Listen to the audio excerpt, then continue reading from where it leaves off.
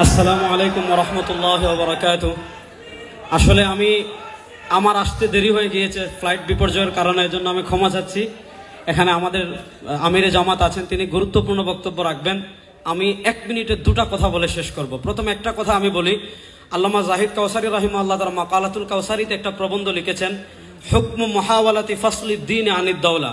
অর্থাৎ কামাল পাশার কথা বলেন, আহমদ কামাল আতাতুর্ক কামাল পাশার কথা বলেন, জামাল আব্দুল নাসেরের কথা বলেন, যারা সেকুলারিজমের দিকে ধাবিত হয়েছিল অথবা আরবি জাতীয়তাবাদের দিকে ধাবিত হয়েছিল, তারা তৎকালীন যুগে ইউরোপকে দেখেছে। ইউরোপ যখন ধর্ম থেকে রাষ্ট্রকে আলাদা করেছে, ইউরোপটা কিছুটা এগিয়ে গিয়েছে। এটার কারণে তারা প্রভাবিত হয়।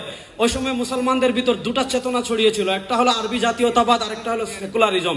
আল্লামা কাউসারি রাহিমাহুল্লাহ তার মাকালাতুল কাউসারিতে সুস্পষ্ট ভাষায় লিখেছেন যে রাষ্ট্র কখনো ধর্ম থেকে আলাদা হতে পারে না। হুকমু মুহাওয়ালাতি ফাসলিদ্দিন আনিদ দাওলা, রাষ্ট্র থেকে ধর্মকে আলাদা করা, এটা সেকুলারিজম চিন্তা। এমন চিন্তা কোন মুসলমান, ভূখণ্ডে কোন মুসলমান যদি লালন করে, তার ঈমান থাকবে না।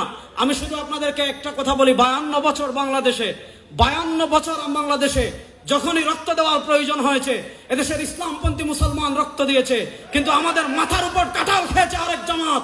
আমরা দেখেছি সব সময় আমরা রক্ত দেই, ক্ষমতায় যায় আরেক দল, কাঁঠাল খায় আরেক দল। আমরা পরিষ্কার ভাষায় বলি, 2024-এর জুলাই আগস্টে যে গণ অভ্যুত্থান হয়েছে, এই গণ অভ্যুত্থানে কোনো শাহবাগী রক্ত দেয় নাই, এই গণ অভ্যুত্থানে কোনো রাম রক্ত দেয় নাই, এই গণ অভ্যুত্থানে কোনো বাম রক্ত দেয় নাই, এই অভ্যুত্থানে রক্ত দিয়েছে আবু সাইদ, মুগ্ধ, তাহমিদেরা। সুতরাং এবার বাংলাদেশে আর আমরা মানুষের কোন তন্ত্রমন্ত্রকে দেখতে চাই না, বাংলার রাষ্ট্র ক্ষমতায় আমরা ইসলামকে দেখতে চাই।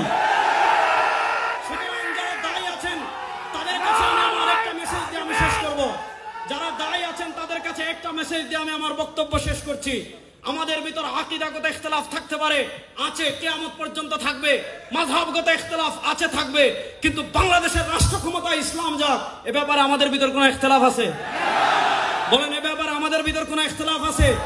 সুতরাং যারা দায়ী আছেন, আমি আমার ব্যক্তিগতভাবে এই জুলাই আগস্টের পরবর্তী যত জায়গায় আমি বয়ান করি, ইসলামী রাষ্ট্রের রূপরেখা কি হবে, ইসলামী রাষ্ট্র যদি ইমারতে ইসলামে প্রতিষ্ঠা হয়, মানুষ কি কি অধিকার পাবে, বিধর্মীরা কি কি অধিকার পাবে, সুশাসন কিভাবে প্রতিষ্ঠা হবে, ইনসাফ কিভাবে প্রতিষ্ঠা হবে, এই বিষয়গুলো যদি আমরা সাধারণ মানুষের কাছে তুলে ধরতে পারি, সাধারণ মানুষ সেকুলারিজমের দিকে কেন ধাবিত হয়, সাধারণ মানুষ ডেমোক্রেসির দিকে কেন ধাবিত হয়, সাধারণ মানুষ কমিউনিজমের দিকে কেন ধাবিত হয়, ব্যর্থতা আমাদের, আমরা ইসলামের সৌন্দর্য এখনো তুলে ধরতে পারি নাই।